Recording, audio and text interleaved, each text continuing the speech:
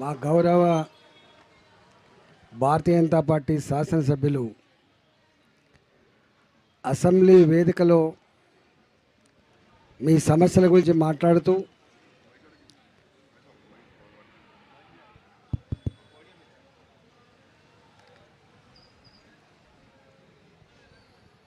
ఈ సమస్యలు పరిష్కారం కాకపోతే మీ పక్షాన ధర్నా నిర్వహిస్తామని ఈరోజు ఈ ధర్నా నిర్వహిస్తున్నటువంటి మా గౌరవ శాసనసభ్యులకి శాసనమండలి సభ్యులకి మా పక్షాన ధన్యవాదాలు తెలియజేస్తా ఉన్నాం.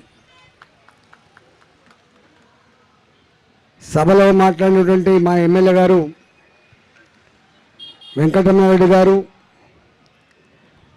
మా ఎమ్మెల్యేల నాయకుడు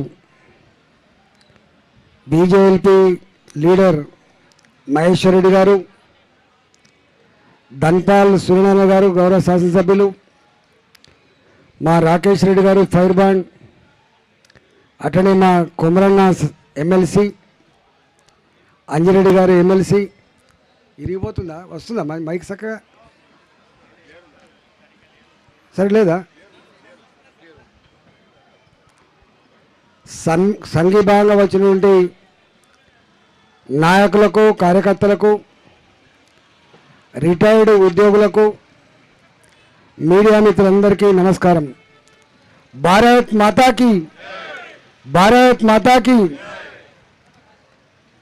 తెలంగాణ ఉద్యమంలో ఒక ప్రత్యేకత చూసిన, మళ్ళీ ఈ ధర్నాలో ఒక ప్రత్యేకతను చూసిన.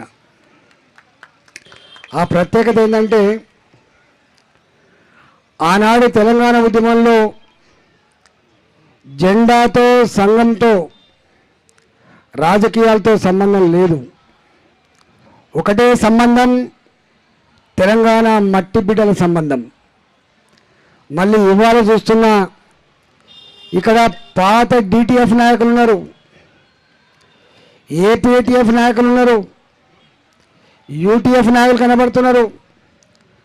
అనేక సంఘాలలో నాయకుల స్థాయిలో పనిచేసినటువంటి వాళ్ళందరూ కూడా మాకు ఇవాళ జెండా లేదు, మాకు ఇవాళ సంఘం లేదు, మా ఏకైక ఆశయం మా రిటైర్డ్ ఉద్యోగుల ప్రాణాలు కాపాడే మా ఎజెండా అని చెప్పి ఇవాళ తరలి వచ్చి ఈ ప్రభుత్వం మీద కన్నీరు జనానికి వచ్చినటువంటి మా ఉద్యోగులు కనబడుతున్నారు. నేను పాత ఆర్థిక మంత్రిని. నేను చాలామంది ఈ ప్రభుత్వం వచ్చిన తర్వాత గతంలో ఎప్పుడు కూడా ఈ రిటైర్మెంట్ బెనిఫిట్ల కోసమో వాళ్ళు దాచుకున్న సొమ్ము ఓ ఇల్లు కట్టే సందర్భంలోనో, ఓ బిడ్డల పెళ్ళిళ్ళు చేసే సందర్భంలోనో, లేదా పిల్లలని అబ్రాడ్కు పంపే సందర్భంలో కొంత పాటు లోన్ తీసుకునే వెసులుబాటు ఉంటుంది.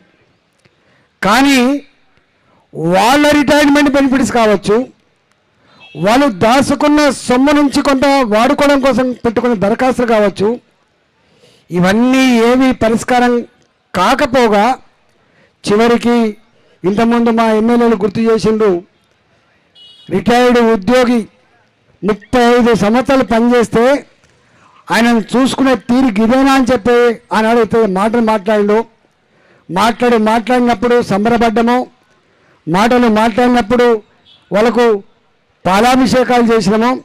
కానీ గిట్ల గీ ధర్నా చౌకలో రిటైర్డ్ ఉద్యోగులుగా డబ్బులు రాకపోగా ఆత్మహత్యలు చేసుకుంటామని, ఆత్మహత్యలకు విరుద్ధంగా ధర్నాలు చేసే పరిస్థితి అని చెప్పి మాత్రం నా తెలంగాణ రిటైర్డ్ ఉద్యోగులు ఊహించలేకపోయినారు. మాటలు బ్రహ్మాండంగా ఉన్నాయి కానీ చేతలు లేవు.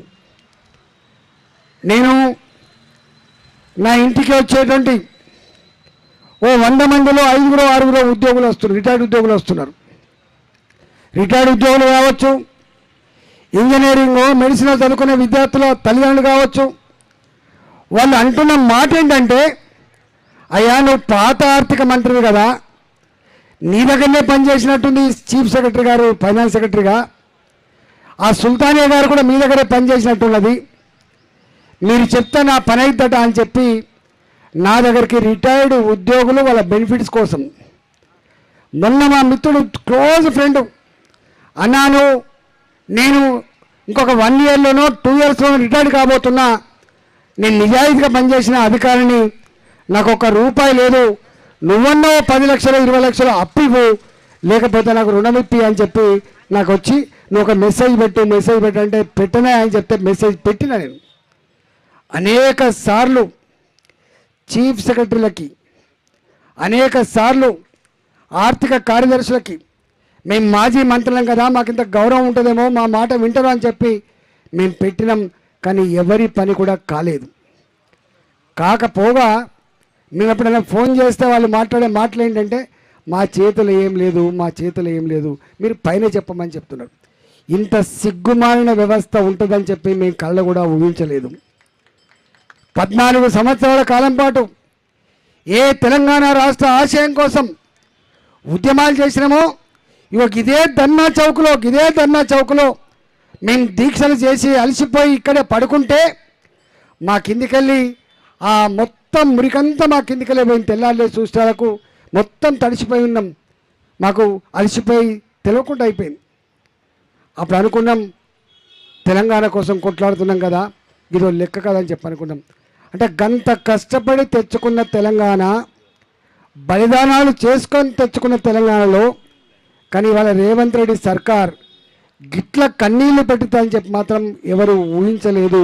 కానీ ఇది రేవంత్ రెడ్డికి, వీళ్ళు రిటైర్డ్ ఉద్యోగులే కావచ్చు కాక, వాళ్ళు ఎక్కువ నీ సచివాలయం ముందు ధర్నాలు చేయడానికో, నీ సచివాలయ గేట్లు ఎక్కి ఉద్యమాలు చేయకపోవచ్చు, కానీ వాళ్ళకు పదునైన ఒక ఆయుధం ఉంటుంది, వాళ్ళకు లక్షల మందిని కదిలించగలిగినటువంటి ఆయుధం ఉంటుంది. ఆ ఆయుధంతో నీ పడతారని చెప్పి ఈ సందర్భంగా హెచ్చరిస్తా ఉన్నా. ఈరోజు 2018లో అనుకుంటే ఒకసారి నేనే ముఖ్యమంత్రి గారికి ఒక మాట చెప్పిన, అయ్యా మీరు ముఖ్యమంత్రులు, మీకు ఎవరు ఎదురు చెప్పద్దు, కానీ విషయం అయితే తప్పకుండా మీకు చెప్పాలి, చెప్తే ఏ వ్యూ నువ్వు తీసుకుంటుండొచ్చు అని చెప్పి నేను ఒకసారి చెప్పిన. 2018 నవంబర్లోనో అక్టోబర్లోనూ నేను చివరి సంవత్సరం ఆర్థిక మంత్రిగా చివరి సంవత్సరంలో మొత్తం చూస్తూ ఉంటే, తెచ్చుకున్న అప్పులు కానీ, ఖర్చు పెడుతున్న తీరు కానీ, వస్తున్న ట్యాక్స్ కానీ చూస్తున్నప్పుడు అదనంగా ఒక 5,000 కోట్ల రూపాయలు కూడా ఖర్చు పెట్టేటువంటి స్తోమత లేకుండా పోయింది. 2019 నాటికే ఒక 5,000 కోట్ల రూపాయలు సంవత్సరానికి అదనంగా ఖర్చు పెట్టే ఆస్కారం లేదు. కానీ మీరు ఎన్నికల పోయేటప్పుడు మాత్రం నిరుద్యోగ భృతిపేట 4,000 రూపాయలు ఇస్తా అని చెప్తా ఉన్నారు. మీరు ఇచ్చే హామీలు చూస్తూ ఉంటే సంవత్సరానికి ఒక 50,000 కోట్ల రూపాయలు అదనంగా ఖర్చు పెట్టేటువంటి ఆస్కారం ఉన్నది. ఈ 50,000 కోట్ల రూపాయలు ఎక్కడి నుంచి తెచ్చిస్తాం మనం, చివరికి జీతాలు ఇవ్వలేని పరిస్థితి వస్తుందని చెప్పి 2019లో నేను మాట్లాడినా. కానీ ఇచ్చిండ్రు హామీలు. మీకు తెలుసు 2018 ఎన్నికల్లో ఇచ్చిన హామీలలో 2 అతి ముఖ్యమైన హామీలు అమలు కాలే. 4,000 రూపాయలు నిరుద్యోగ భృతి అమలు కాలే, రైతు రుణమాఫీ కూడా అమలు కాలే, ఏకకాలంలో చేస్తాను. కాంగ్రెస్ పార్టీ ఆనాడు 2 లక్షల రూపాయలు ఏకకాలం చేస్తా అని చెప్పిండు. దానికి ప్రతిగా టీఆర్ఎస్ ప్రభుత్వం నేనన్న మంత్రిగా ఉన్న 1,00,000 రూపాయలు ఏకకాలం చేస్తా అని చెప్పిండు. కానీ ముఖ్యమంత్రి మాలాంటి వాళ్ళని ఎదురు చెప్పొద్దు, విషయం మాత్రం కమ్యూనికేట్ చేసినాం. కానీ 4,000 రూపాయల నిరుద్యోగ భృతి అమలు కాలేదు.